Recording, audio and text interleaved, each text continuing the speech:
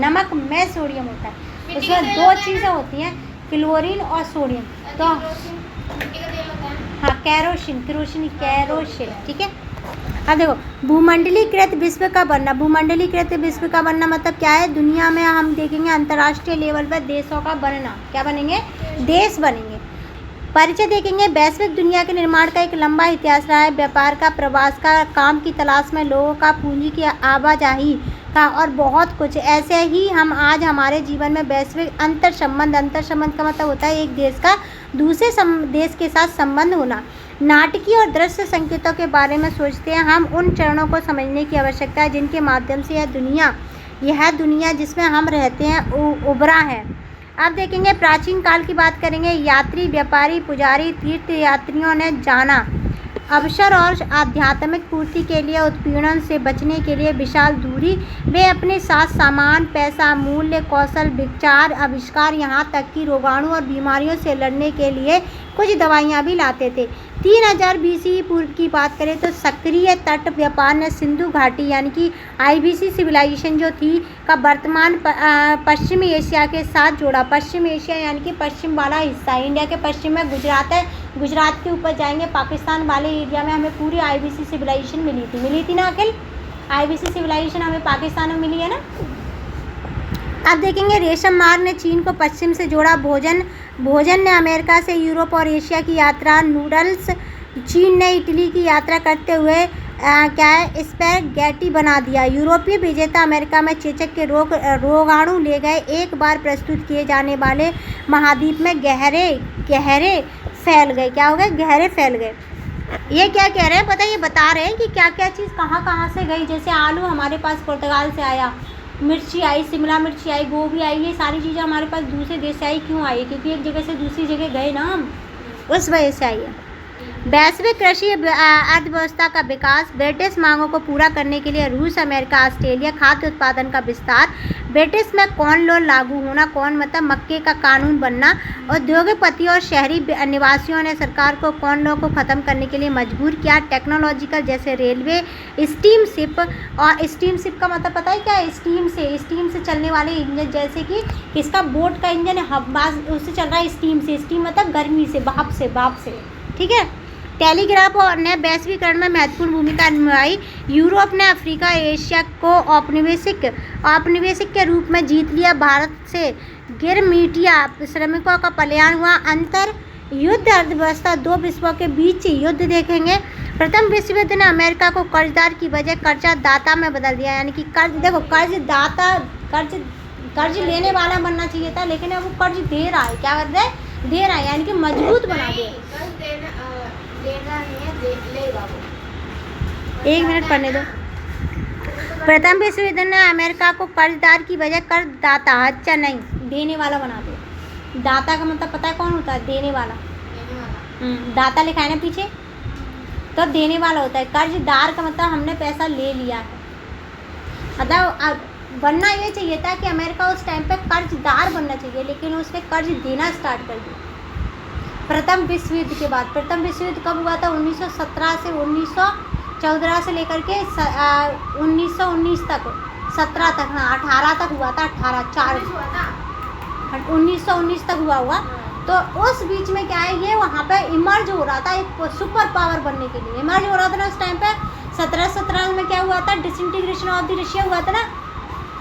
Disintegration जब Russia का हुआ था तभी तो यूएस निकल के आया था यूनी पावर में, super power. Second world war के बाद हुआ था ना। अच्छा 1917 कब है? 1917 पहले वर्ल्ड वॉर में ही तो है। अरे कोल्ड वॉर तो सेकंड वर्ल्ड वॉर के बाद हुई है। नहीं देखो, आराम समझना। पहले क्या था, जब फर्स्ट वर्ल्ड वॉर चल रहा है ना, तो रशिया में डिसइंटीग्रेशन हुआ था। 15 स्टेट टूट गई थी। ये फर्स्ट वर्ल्ड वॉर में हुआ था। हाँ 15 स्टेट टूट गई थी उस टाइम पे। जब 15 स्टेट टूटी तो IMF नहीं पढ़ा था हमने, मार्शल लॉ नहीं पढ़ा है हमने, हैं? और मार्शल लॉ से क्या हुआ? अमेरिका ने कर्ज दिया था उन लोगों को। अरे ये तो तब हुआ था ना जब वो उससे हारने लग गया था। कोल्ड वॉर में तो हुआ था ये सब। ये तो कोल्ड वॉर तो बहुत बाद में हुई है। कोल्ड वॉर उस टाइम से ही चल रही थी। 1917 से लेकर के 1989 तक चली है कोल्ड वॉर। अच्छा ठीक है। बहुत लंबी कहानी है कोल्ड वॉर की, इसीलिए तो इतना बड़ा चैप्टर, उसमें 3 चैप्टर 2 चैप्टर और हटा दिए हैं कोल्ड वॉर के। हाँ दो इसी तभी तो बताएंगे। हाँ तभी हाँ। अब यूरोप में गेहूं का उत्पादन कम हुआ, लेकिन कनाडा और अमेरिका से बढ़ा।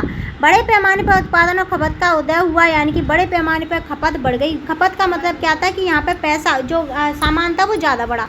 संयुक्त राज्य अमेरिका में 1929 की महामंदी ने पूरी दुनिया को प्रभावित कर दिया। यूएसए में आई महामंदी दुनिया की 1929 और 1928 के बीच में इतनी भयंकर महामंदी आई कि इसने पूरी दुनिया को हिला दिया पैसे के मामले में। किसमें हिला दिया?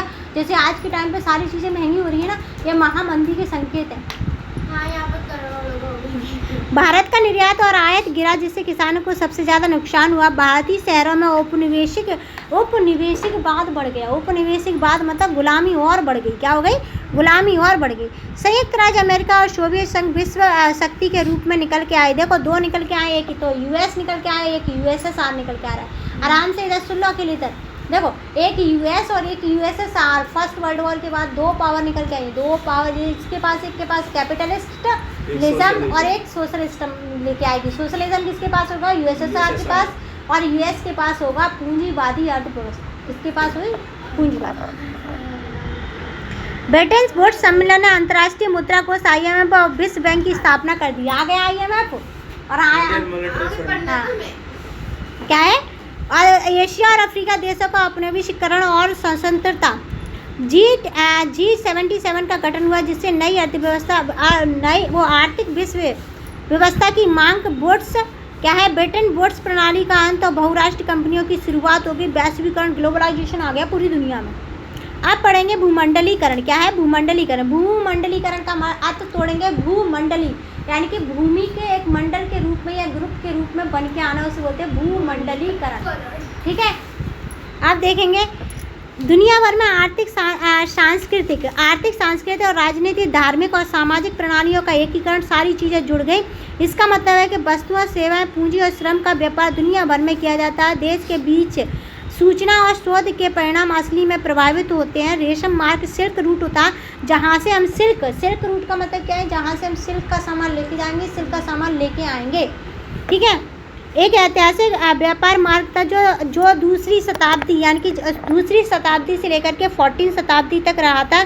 चीन, भारत, फारस, अरब, ग्रीस और इटली को पीछे छोड़ते हुए एशिया से भूमध्य सागरीय तक फैला था। उस दौरान हुए बाहरी रेशम व्यापार के कारण इसे सिल्क रूट करार दिया गया। कॉनलॉ सरकार को मक्के के आयात को प्रतिबंध करने की अनुमति देने वाले कानून को आमतौर पर कॉनलॉ के रूप में जाना जाता था। रीडर पेस्ट प्लेग, यानी कि रीडर पेस्ट प्लेग क्या है? तेजी से फैलने वाली एक बीमारी थी जिससे पशु मारे गए थे बहुत ज़्यादा। अफ्रीका में 1818 के दशक में इसका अंत हो गया।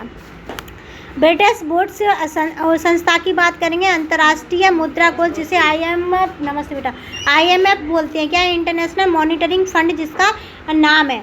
और विश्व बैंक को वित्तीय विश्व युद्ध के बाद के युग में विश्व अर्थव्यवस्था के क्रमिक विकास के लिए बताया गया। गिरमिटिया अनुबंधित श्रमिक अनुबंधन के तहत एक बंधुआ मजदूर जो अपने निर्यातों या मालिकों के साथ एक निश्चित समय तक काम करने के बाद अपने देश लौटने को आज़ाद होता। गिरमिटिया क्या है? एक ऐसी प्रणाली जिसमें क्या है, मैंने आफरीन को अपने पास रख लिया है, 10 साल तक यहीं काम करेगी, तब जाएगी, मेरे पैसे पट जाएंगे, उसे बोलते हैं गिरमिटिया परमिट। नहीं समझ में आया? 10 साल तक यहीं रहोगी, झाड़ू पोछा बर्तन करोगी। मतलब किसी की गुलाम। आया समझ?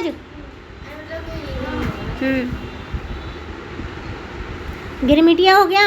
अब देखो श्रम का प्रभाव। काम की तलाश में नए क्षेत्रों में लोगों का प्रवासन हुआ। होशे त्रिनिदांत वार्षिक मुहर्रम के जुलूस को होशे इमाम हुसैन के लिए नामक विशाल उत्सवी मेले में बदल दिया गया, जिसमें सभी जातियों धर्मों के कार्यकर्ता शामिल हुए थे। G77 की बात करें, विकसित देशों द्वारा एक नया अंतर्राष्ट्रीय अर्थव्यवस्था क्या है? अंतर्राष्ट्रीय आर्थिक व्यवस्था की मांग करने वाला एक समूह था जो इन देशों को वो राष्ट्रीय संस्थान, कच्चे माल, निर्यात वस्तुओं और उनके बाजारों पर वास्तविक नियंत्रण प्रदान करेगा।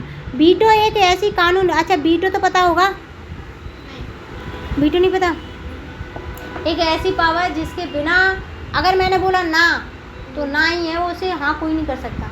और ये वीटो केवल 5 देशों के पास है, यूएसएसआर, फ्रांस, चाइना और क्या था एक यूके।